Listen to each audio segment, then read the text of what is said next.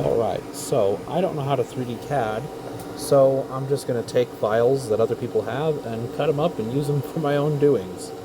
Let's say I've got a bunch of these made, and I like them, they work great for my holiday decoration or whatever, and I want to switch it out with some other holiday decoration, or maybe it's an advertisement for a bar, who knows, whatever. But I like this little dovetail on this little stand, it's nice and sturdy. I have a bunch of them already, so I want something that will be able to slide onto here to replace this guy when I'm done with him. So here's how I'm going to do it. Cheap, dirty, simple way. We've got this dovetail right here already. It exists. We know it exists because it slides on there, and this is the print file that it goes to. We're going to steal it. So we use the cut tool. We're going to rotate this by 90. We want to make sure we cut outside of that dovetail. We don't want to be in it. We want to be outside of it. Just a little. It doesn't have to be much. Just a little. We do not need this purple side, so we'll get rid of that. This one we want it to place on cut because we're going to measure it in a second. So we have that first cut. Now, what I mean by measure it is we're going to cut it at a specific size. So we need to cut off the other side of this shape here. Let's lower that down until we get into our dovetail. And it's right there. We're definitely out of it at almost 20, 19. Let's make it 20. So 20 mils. It's fairly centered enough. It's not that important. I mean, it's literally decorative, so who cares? You'll probably never notice. We only need part B, so let's get rid of that one. Keep orientation is fine. We'll perform cut. Now this guy here, we want to get rid of that wonky bit on the top, so we're going to lay it on this face. And we know that it's 20 mils wide because we just made it that way. It's 4.8 mils thick and currently 152 tall. We need to cut it a little bit shorter because we don't need that extra bit on the top. It looks like let's go 120. 120 mils. We are out of the cut, so we can chop that and have a nice firm flat top. All right, so this still has a candy cane on the back. We don't want that candy cane because what that's going to do, you could take this and you could export it as STL right now. And then you could load that STL into other files and stick this to them, and that it would work.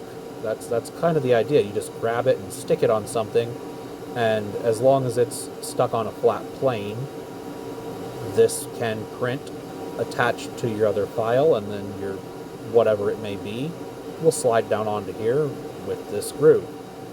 What we don't want is all of this extra color.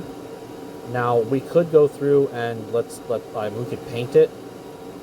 I'm going to show you a different way, because sometimes that still the file may have things about it that will cause it to still print with these stripes, but the stripes will be one color, but it'll still print this weird pattern. It's not very efficient for your printing, and let's face it, we're already doing this a weird way anyway, so it's not going to be the best as it is. So let's chop that off. Here's how we do it. We lay it down. We come over here and give a good look at it. Now, what we're going to do is chop. We want to make sure this is below that bevel, just a little bit, but you see how it's in those stripes? We want it out of those stripes, below the bevel. Right in there is good. So what is that, 1.8? I like 1.8. Beautiful. We're getting rid of the purple. We're keeping the blue. And we can place it on the cut because that is the cut. Bam. So now we've got this nice guy here. It is a healthy 3 millimeters. How did I do that exact? Oh, because it was... Anyway, 3 millimeters by 20 by 120. We need to flip it over because now this piece here is very, very thin. So here's what we're going to do. we're going to add apart a cube. So we've got this fancy cube here. We are going to change this cube's size.